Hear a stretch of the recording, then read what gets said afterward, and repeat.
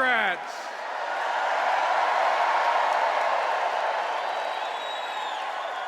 And my favorite Democrat, Jilly, I want you to know that Bo and Hunt and Ashton and I, we're so incredibly proud of you, kid. You know, we admire the way when every single solitary young person, and they're not all young, walk into your classroom. You not only teach them, you give them confidence. You give me confidence. And the passion she brings to trying to ease the burden on the families of our warriors. Jilly, they know you understand them, and that makes a gigantic difference. And folks, I tell you what, it was worth the trip to hear my wife say what I've never heard her say before. She's always loved me. If that's the case, why in the heck did it take 5 times of asking you? And that's true, 5 times. I don't know what it would have done, kiddo, had you on that 5th time said no. I love you. You're the love of my life and the life of my love.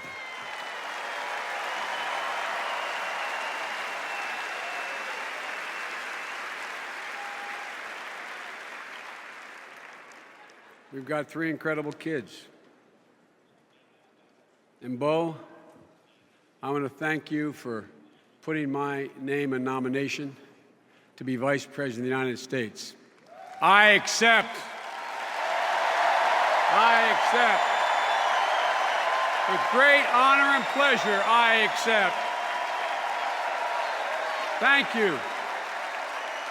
Thank you, my fellow Democrats.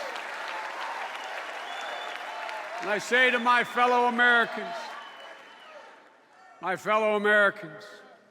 4 years ago, a battered nation turned away from the failed policies of the past and turned to a leader who they knew would lift our nation out of the crisis. A journey we haven't finished yet. We know we still have more to do.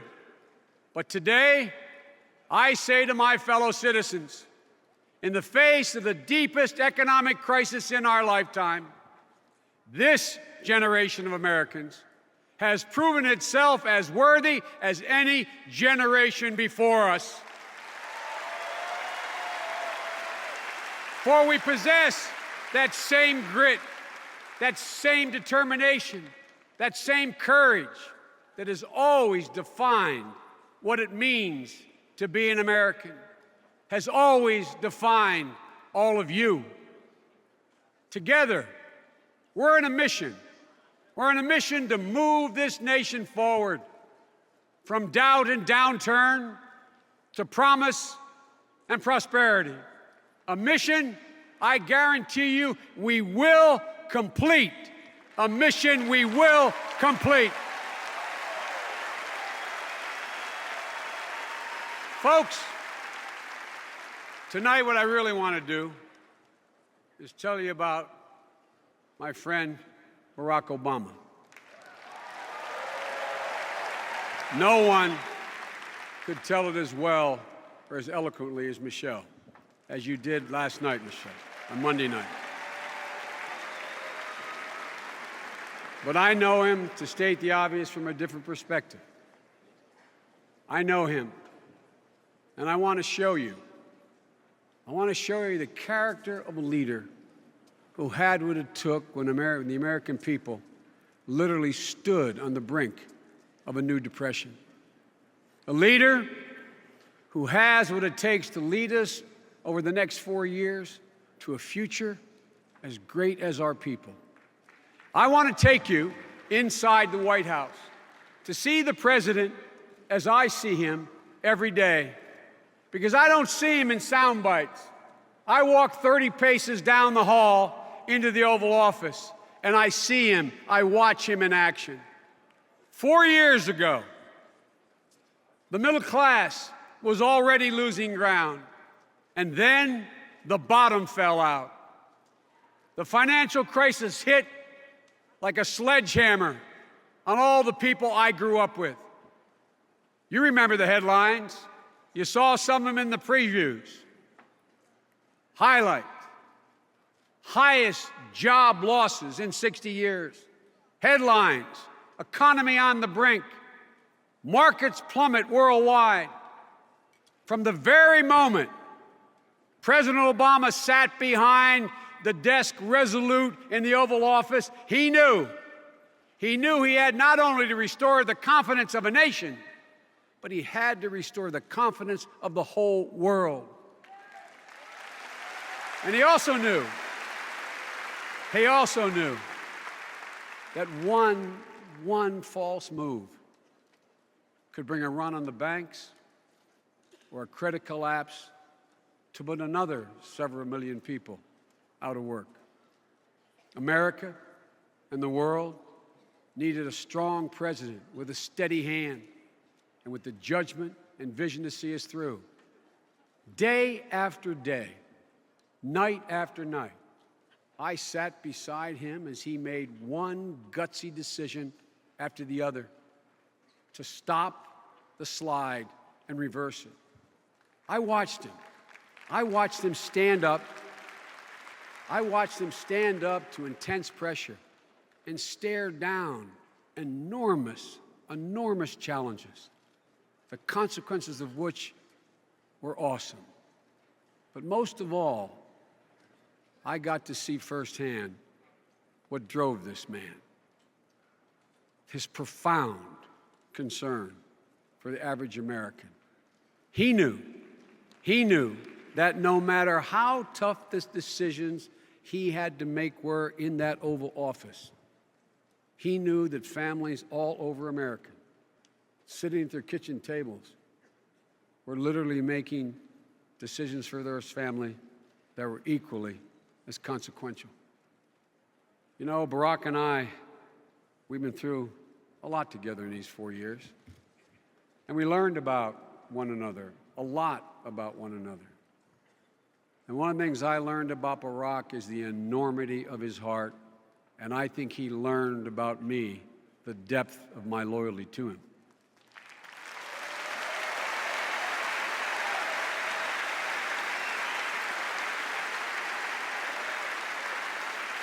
And there's another thing that has bound us together these past 4 years. We had a pretty good idea what all those families, all you Americans in trouble, were going through, in part because our own families had gone through similar struggles. Barack, as a young man, had to sit at the end of his mother's hospital bed and watch her fight with her insurance company at the very same time she was fighting for her life. When I was a young kid in 3rd grade, I remember my dad coming up the stairs in my grandpa's house where we were living, sitting at the end of my bed and saying, "Joey, I'm going to have to leave for a while. Go down to Wilmington, Delaware with Uncle Frank. They're good jobs down there, honey. And in a little while, I'll be able to send for you and Mom and Jimmy and Val, and everything's going to be fine." For the rest of our lives, my sister and my brothers, for the rest of our life, my dad never failed to remind us that a job is about a lot more than a paycheck. It's about your dignity. It's about respect. It's about your place in the community. It's about being able to look your child in the eye and say, "Honey, it's going to be okay," and mean it and know it's true.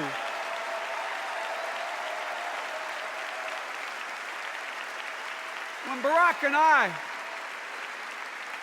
I were growing up, there was an implicit understanding in America that if you took responsibility, you'd get a fair shot at a better life.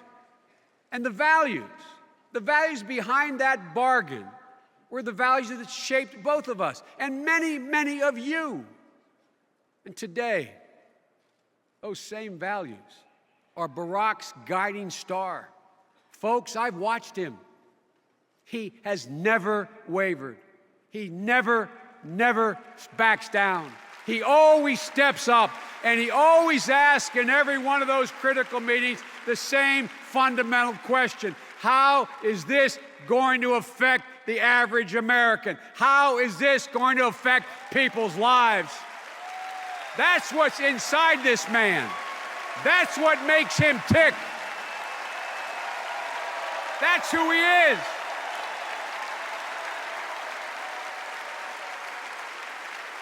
And folks, because of the decisions he has made and the incredible strength of the American people, America has turned the corner.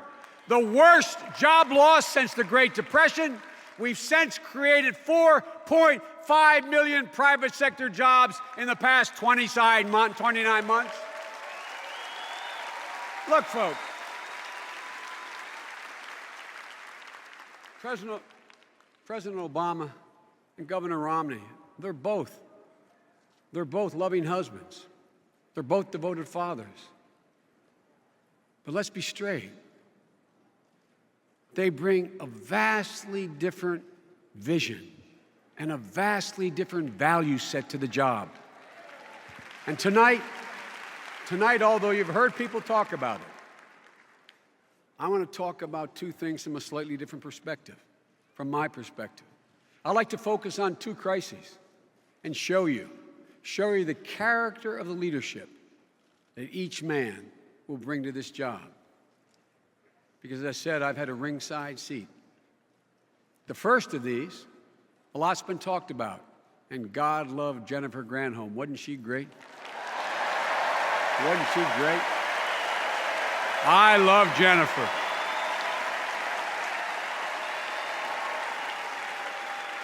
But the first story I want to talk to you about is the rescue of the automobile industry.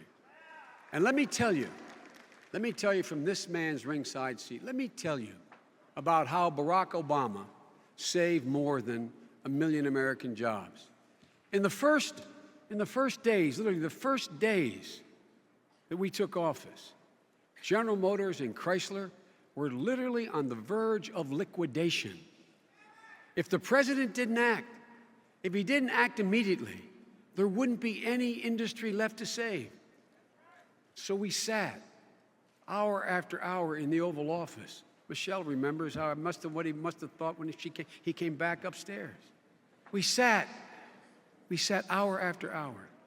We listened to senators, congressmen, outside advisors, even some of our own advisors. We listened to them to say some of the following things. They said, well, we shouldn't step up. The risks were too high. The outcome was too uncertain. And the president, he patiently sat there and he listened.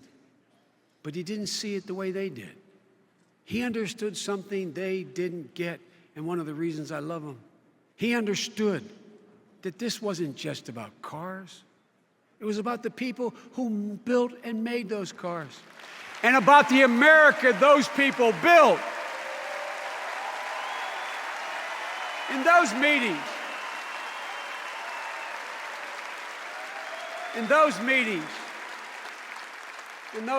I often thought about my dad. My dad was an automobile man.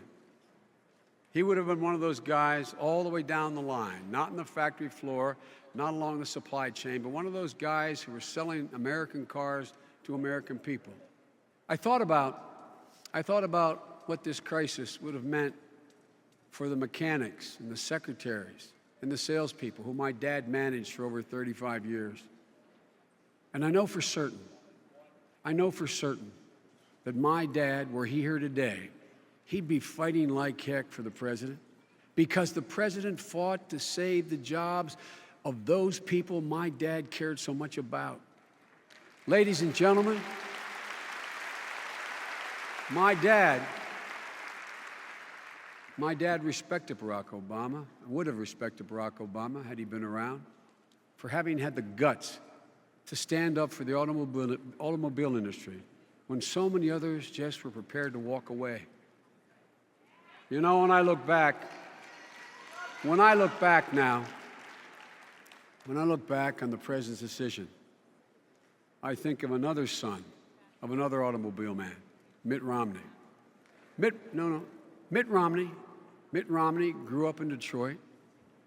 My dad managed, his dad ran an entire automobile company, American Motors. Yes, what I don't understand is in spite of that, he was willing to let Detroit go bankrupt.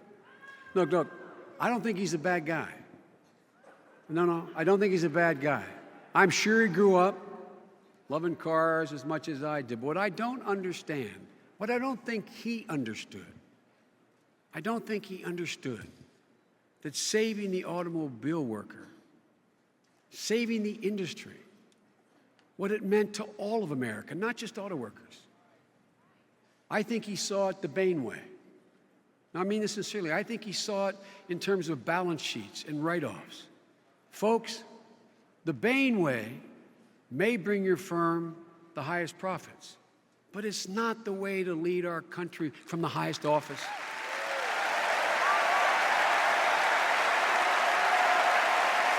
When things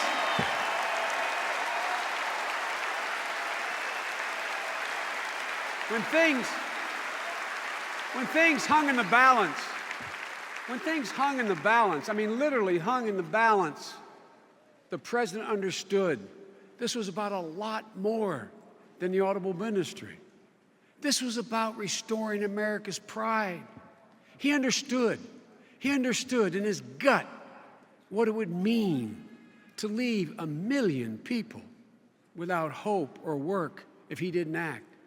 And he intuitively understood the message it would have sent around the world if the United States gave up on an industry that helped put America on the map in the first place. Conviction, resolve, Barack Obama. That's what saved the automobile industry. Conviction, resolve, Barack Obama. Look, you heard my friend John Kerry. This president has shown the same resolve, the same steady hand in his role as commander-in-chief. Look, which brings me to the next illustration I want to tell you about, the next crisis he had to face. In 2008, before he was president, Barack Obama made a promise to the American people. He said, if we have bin Laden in our sights, we will take him out. He went on to say, that has to be our biggest national security priority. Look, Barack understood that the search for bin Laden was about a lot more than taking a monstrous leader off the battlefield.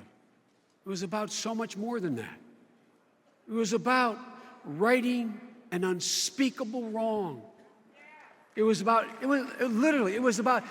healing an unbearable wound, a nearly unbearable wound in America's heart.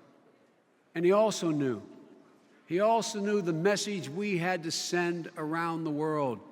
If you attack innocent Americans, we will follow you to the end of the earth.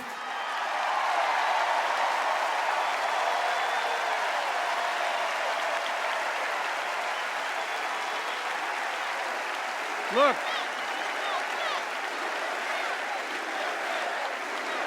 most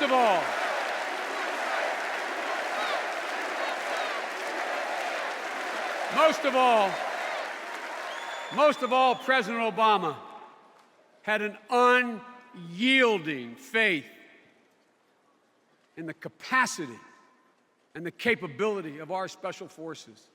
Literally the finest warriors in the history of the world. the finest warriors in the history of the world. So we sat.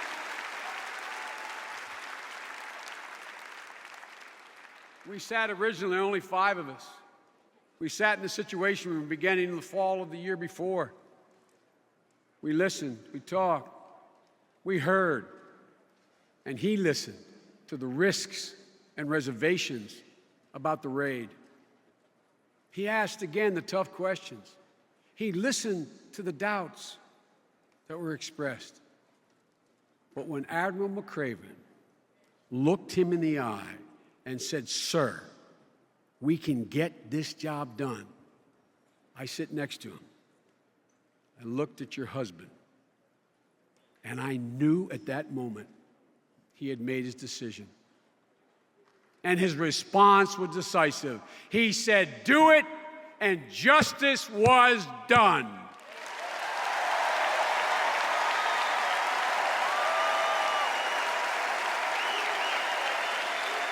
Folks,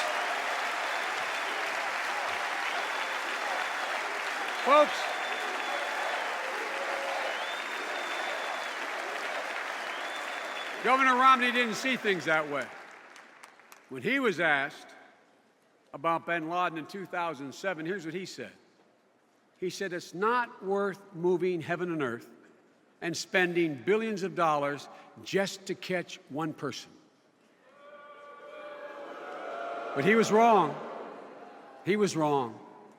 Because if you understood that America's heart had to be healed, you would have done exactly what the president did, and you would move heaven and earth to hunt him down and to bring him to justice. Look, 4 years ago, 4 years ago, only thing missing at this convention this year is my mom. 4 years ago, my mom was still with us, sitting up in the stadium in Denver. I quoted her, one of her favorite expressions. She used to say to all her children, she said, "Joey, bravery resides in every heart, and the time will come when it must be summoned." Ladies and gentlemen, I'm here to tell you what I think you already know, but I watch it up close. Bravery resides in the heart of Barack Obama, and time again, I witnessed him summon it. This man has courage in his soul, compassion in his heart, and a spine of steel. And because of all the actions he took, because of the calls he made, because of the determination of American workers and the unparalleled bravery of our special forces, we can now proudly say what you've heard me say the last 6 months. Osama bin Laden is dead and General Motors is alive.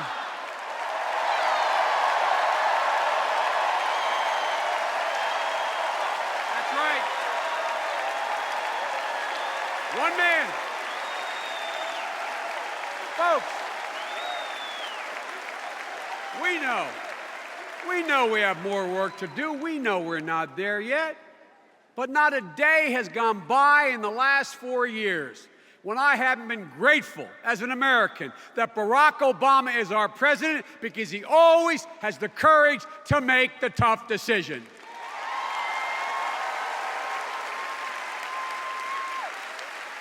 Speaking of tough decisions, speaking of tough calls, last week we heard at the Republican convention, we heard our opponents, we heard them pledge that they too had the courage to make the tough calls. That's what they said. But folks, in case you didn't notice, I say to my fellow Americans, in case you didn't notice, they didn't have the courage to tell you what calls they'd make. They never mentioned any of that.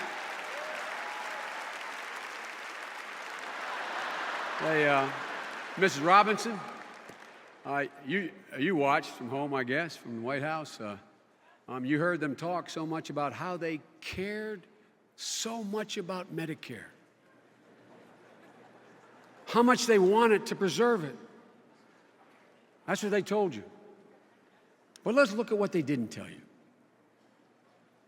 What they didn't tell you is that the plan they have already put down on paper would immediately cut benefits from more than 30 million seniors already on Medicare. What they didn't tell you is the plan they're proposing would cause Medicare to go bankrupt by 2016. And what they really didn't tell you is if you want to know, they're not for preserving Medicare at all. They're for a new plan. It's called voucher care. Look, folks, that's not courage. That's not even truthful. That's not even truthful. In Tampa, they talk with great urgency about the nation's debt and the need to act now. But not once, not one single time did they tell you that they rejected every plan put forward by us, by the bipartisan Simpson-Bowles Commission they referenced, or by any other respected group to reduce the national debt. They were not for any of them. Why? Because they're not prepared to do anything about the debt if it contained even $1, I'm not exaggerating, even $1 or 1 cent in new taxes for millionaires. Folks, that's not courage and that's not fair. Look.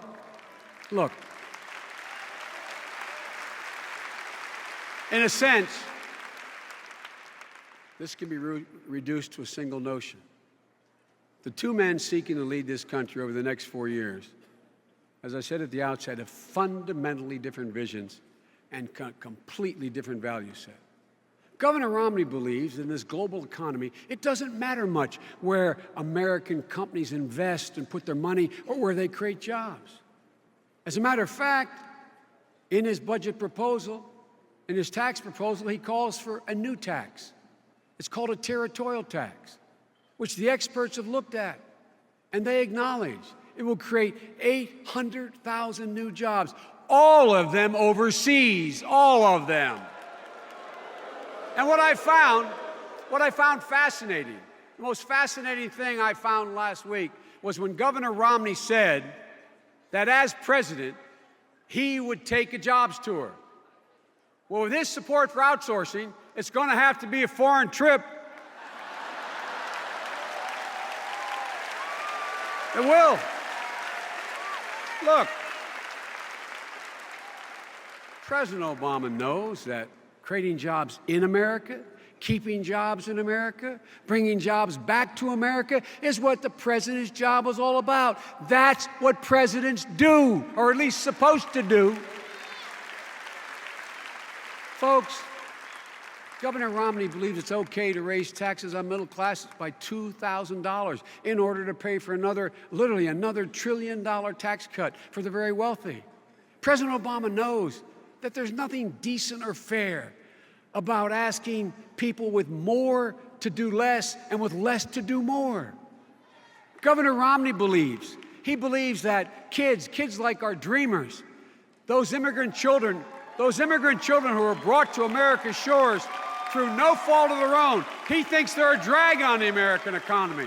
President Obama believes that even though those dreamers, those kids, didn't choose to come here, they have chosen to do right by America, and it's time for us to do right by them. Governor Romney.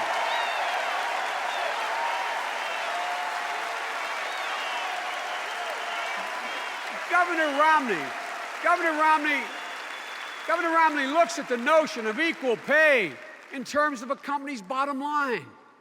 President Obama, he knows that making sure our daughters get the same pay for the same jobs as our son is every father's bottom line.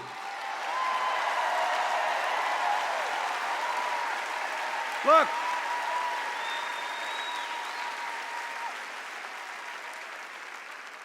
I kind of expected all that from them, but one thing truly perplexed me at their convention. the thing that perplexed me most was this idea they kept talking about the culture of dependency. They seem to think you create a culture of dependency when you provide a bright, young, qualified kid from a working-class family a loan to get to college, or when you provide a job training program in a new industry for a dad who lost his job because it was outsourced. Folks, that's not how we look at it. That's not how America's ever looked at it. What he doesn't understand is all these men and women are looking for is a chance. Just a chance to acquire the skills to be able to provide for their families so they can once again hold their heads high and lead independent lives with dignity. That's all they're looking for. Look,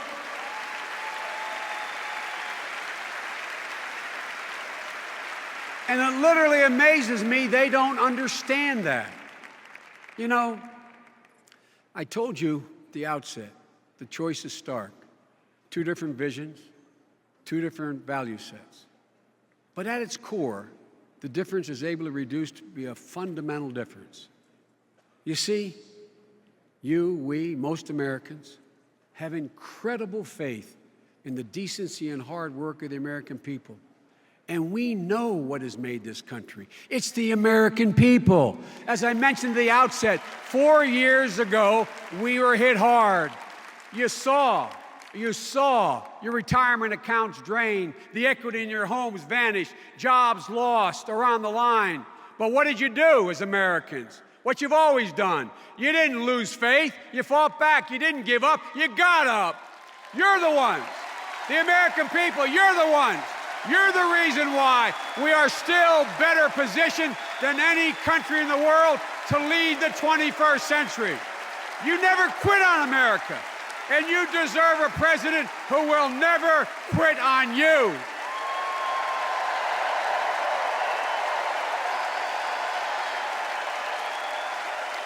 And folks, there's one more thing. One more thing our Republican opponents are just dead wrong about. America is not in decline. America is not in decline. I've got news for Governor Romney and Congressman Ryan. Gentlemen, never, ever, it never makes sense. It's never been a good bet to bet against the American people. Never. My fellow Americans, America is coming back. And we're not going back. And we have no intention of downsizing the American dream.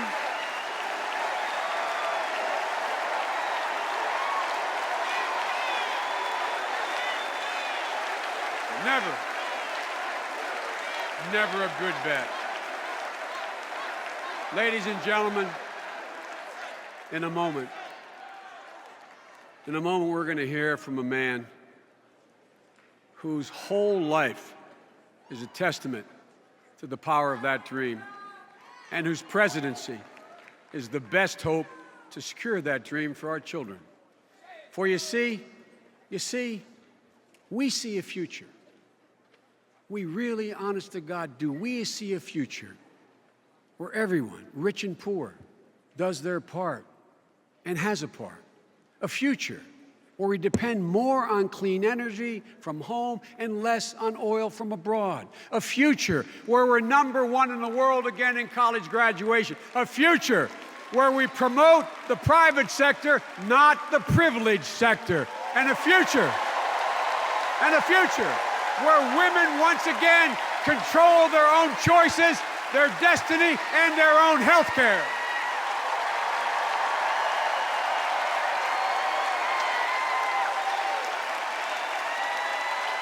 And ladies and gentlemen, Barack and I see a future. It's in our DNA where no one is forced to live in the shadows of intolerance.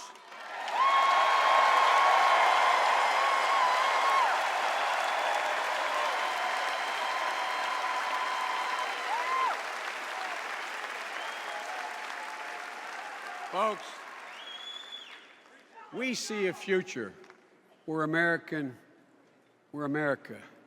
leads not only by the power of the example of our power, but by the power of our example, where we bring our troops home from Afghanistan just as we proudly did from Iraq.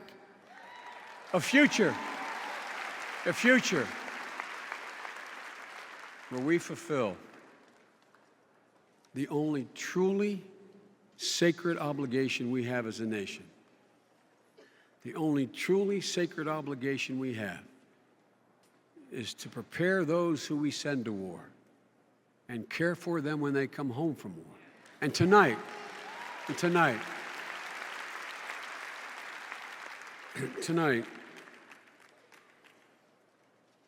I want to acknowledge,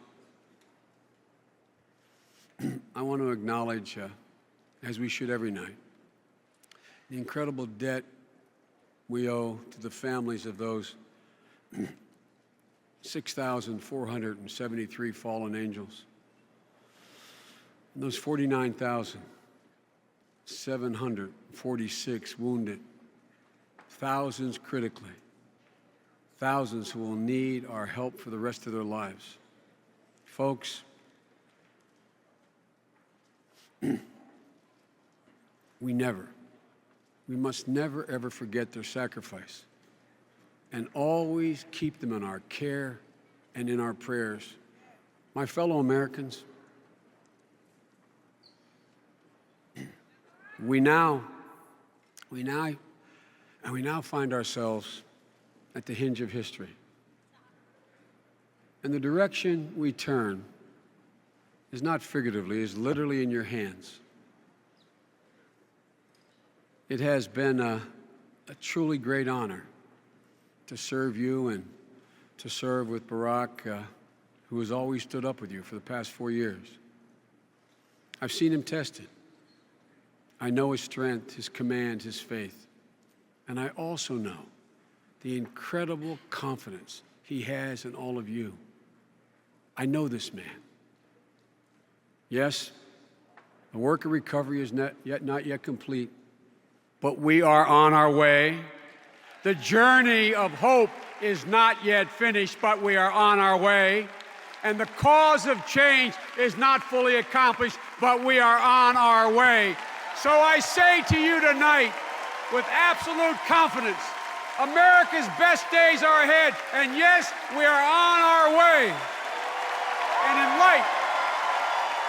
light of that horizon, for the values that define us, for the ideals that inspire us, there is only one choice. That choice is to move forward, boldly forward, and finish the job and re-elect President Barack Obama. God bless you all, and may God protect our troops. God bless you. Thank you.